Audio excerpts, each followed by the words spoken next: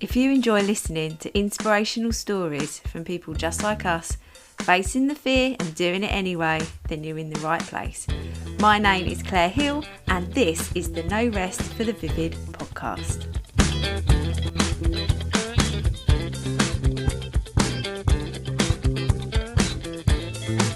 Hello, welcome to a mini Monday episode with me, Claire. How are you?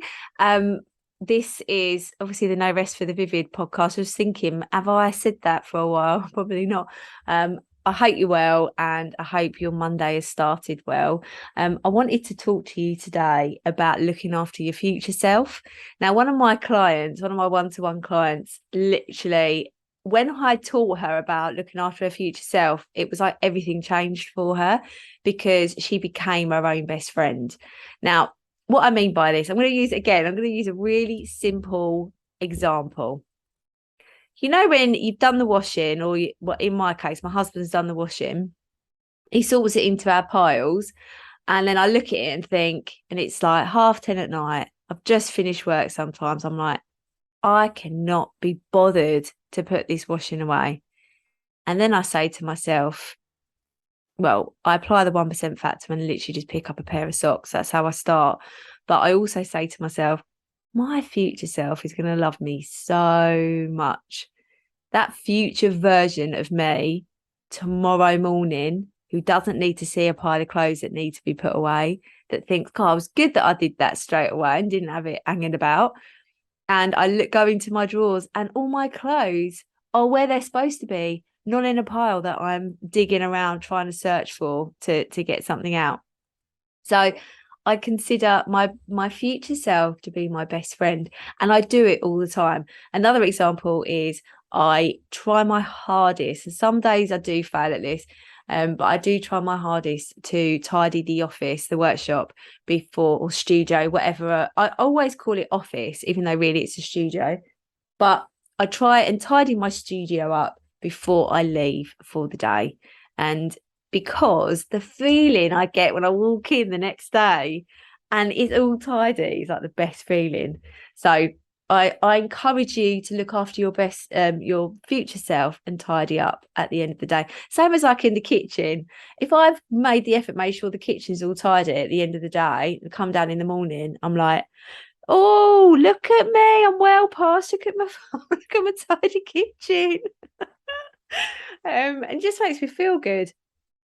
Same as, for the business, when you are actually sitting down doing CEO time inside the Vivid Club membership, we have 2 hours every single Monday. We sit down as a group, whoever can make it, and we do CEO time together. And it's so beneficial because it's like, well, what are you working on today? Well, you've got 2 hours there to plan content, do your books, do your tax return if you need to, plan some goals, plan a launch, do a stock take, like you've got all of this stuff that makes a difference in your business. And then you can sort of sit there for 2 hours. And at the end, you're like, oh, my future self loves me because it's done.